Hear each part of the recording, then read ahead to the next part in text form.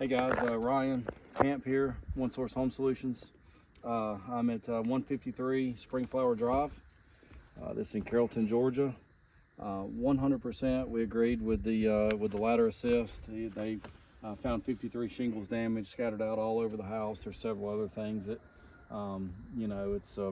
we got nail pots, we got thermal cracking, we got granular loss, we got all the other stuff. Just explaining the overall condition. But as far as me and my experience with this, 23 years in the roofing industry, started off as an installer, was an installer for the first 4 years and worked my way up. Now I'm in charge of the installs here at the company and also doing repairs.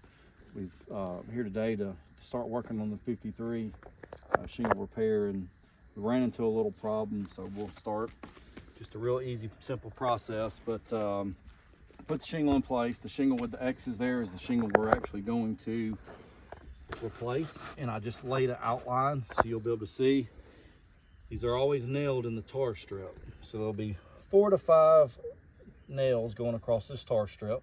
Well, when the next shingle is nailed down also in the tar strip, it'll put a few nails up here in the top. So just kind of showing you that. I outlined it. You can sort of see the size of the shingle. So we'll start by breaking free the subject shingle we're going to remove. It's a 3-tab shingle, 36 inches wide, 14 1/4 tall.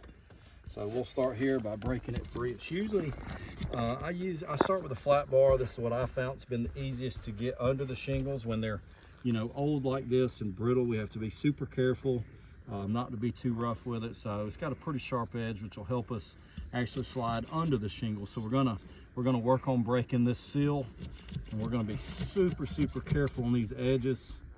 Kind of see it's already starting to crease and crack right off the beginning, but I'm gonna be very careful. Once I can get the edge up, they'll start to kind of pull free across the edge. So we're gonna work it that way. But in my experience, we don't want to minimize any kind of mat transfer, any tearing of the shingles. We want to just go super slow. We don't want to jam it in with a hammer and try to hit it and beat it under. We just try to slide it. So we got the first shingle free. And again, this purpose is, got to do this first to see we've got a tear here. That's not ideal. May have to start from this other side then, but it's already tore here. So we'll start here, kind of work our way across. Like I said, see here, now I've got a side free. Once I get a side free, I have better luck working it over, and you can see how stuck these shingles are. You see it's not loose at all, so there's no manipulation here. I'm just being super gentle, super careful. There we go, broke it free. Okay, so that's the tear. Minor, definitely not ideal, but we're gonna move on. Same thing here.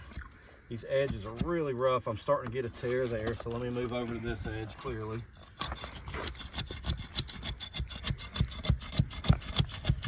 To be this old, these shingles are sealed really good.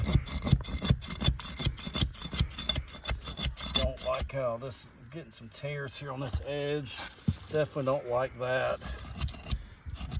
But you can see how soft, how gentle we're being with this shingle. Starting to get it break free. There we go. Something still. There we go. Okay, you can see the hole here. Hate that. That's a problem. Definitely not good. Tons of mat transfer. If you look at the back of the shingle, you can see the material transferred from the top down here to the bottom. This is our problem, is getting this unstuck. And again, you can see how gentle I was the whole entire time. I'm tearing this lower shingle. You can see the material transfer up top. See the fiberglass, which is all part of this bottom shingle, is transferred over to the top. There's the tear there. Here's our other problem on the last shingle. We had a tear here, and then we've got more material transfer. See how bad it is, and you clearly saw in the video how gentle I was. So this is the subject shingle. So clearly first we want to break it loose. Now I need to do the layer above and to locate my fasteners. So we're going to start here by getting this one up. Here's my first fastener. First nail out of place, was perfectly placed right on the tar strip. Now we want to get this one free. Again, being super, super gentle. It's a very, very slow process trying to properly pull these shingles up.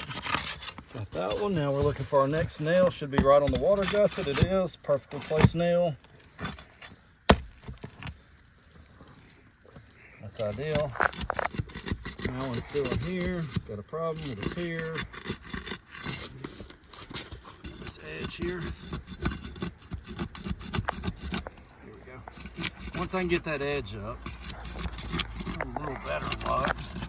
Again, being super, super gentle. Should be right above the water gusset. There it is. Perfectly placed nail. Right in the tar strip. Pull that nail. And there's going to be one on this edge.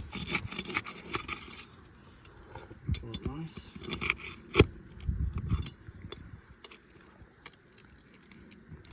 Alrighty. So that's all the nails. The original nails, you still see the shingles not coming out of place. That's because there's another row up here. So now we're going to do the same thing up above. This is the second line above. Again, being super, super gentle.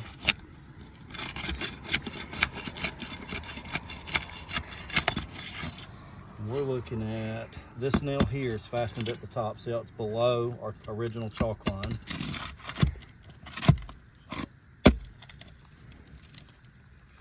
All right, got that one. Same thing here with this tab. Oh, this one come up good. I like it. All right, there's a nail there.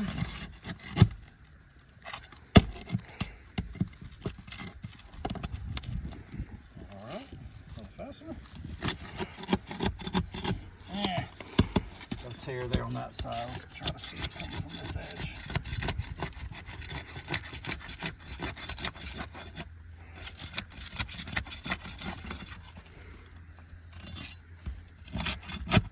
That should be the last nail. The shingle will just slide right out of place. Oh, got one I missed somewhere. Oh, see it. Hidden nail.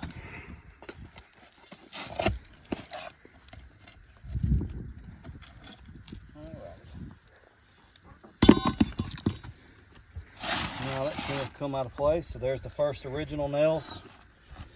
Here's our top layer. Got it pulled.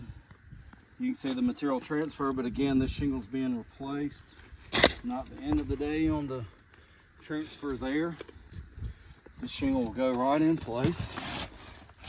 36 inches wide, 14 1/4 tall. Very hot. It's hot.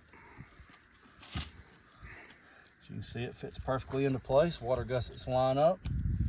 Let me pull this out down just down here. 14 1/4 tall, 36 inches wide. Absolutely what we want. We'll go ahead and start putting some nails, and we'll talk about some things we ran into here. So we're going to lift this shingle up. I can hold the nail. There we go. I'm going to go right in that tar strip. Perfectly driven nail. Right above our water gusset here in the tar strip. Perfectly driven nail. Same here. Right in the tar strip, perfectly driven nail. Come out to our end.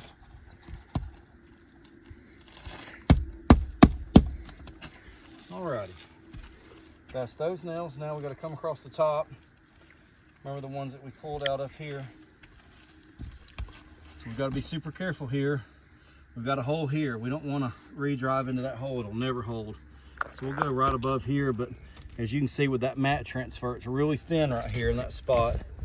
We don't want to go in that thin spot. We've had that material transfer over. So probably just going to go right above the gusset right here.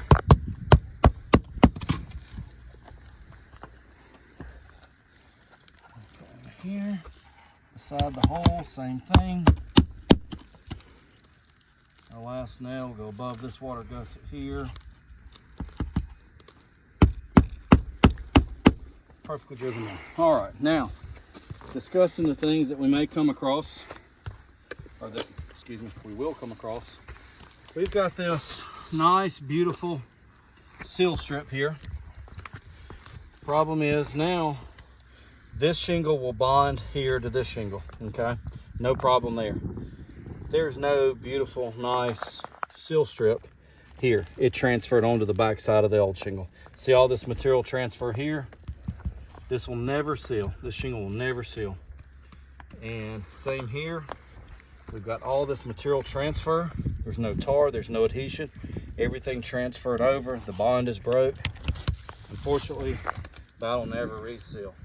So some things we'll notice about this new one is it's starting to seal already. It's been a couple minutes and it's already starting to seal. I can push it down, I can push these down, and you'll see this shingle is already, see it moving the one below? It's already sealing. Here, unfortunately, that's already sealing. This will never seal. It's brand new shingle. So when we have a wind-driven rain, it lifts the shingle up. Look here. Where do you think that leak's gonna occur? With those nails. It's unfortunate. This will never, no matter what I do, it'll never seal. Same with these. I can never force these back. We get a wind-driven rain, blows and lifts it up. There's our old fastener hole. That's a hole directly into the home. It's the old shingle fastener hole. This will never, I'll never get this to seal. Got some other small things like some granular loss. Of course, we had tears on the shingle like this. I mean, don't like that. It wasn't like that before. Definitely not pre-loss, but you know, again, we got a good seal here. As you can see, it's already bonding. So that's very nice, but there's absolutely no bonding here. So not to beat a dead horse, but that's the problem that we're running into. We've tried several already today, running into the same thing. So we decided to stop and take a video of it. And again, I'm not just some new dude off the block. I've been at this for 23 years. I know my stuff. I would personally consider myself an expert in the field in the roofing industry. And this is the problem. Again, Georgia's not a matching state. We have no problem with the color. Not argument there. The size is absolutely perfect. The 36 by 14 1/4. Our size is perfect. It's just I have to offer a warranty to this customer. There's no way in the world I would jeopardize my reputation, my name, the company's name with a repair like this. It's bad for business and it's not worth it. I've been doing this long the proper way. I want to continue in that same manner. So again, please review this, get back with us, let us know if you got any concerns or questions. I'd be happy to chat. Again, this is for 153 Spring Flower Drive in Carrollton, Georgia. Thank you very much. Have a good day.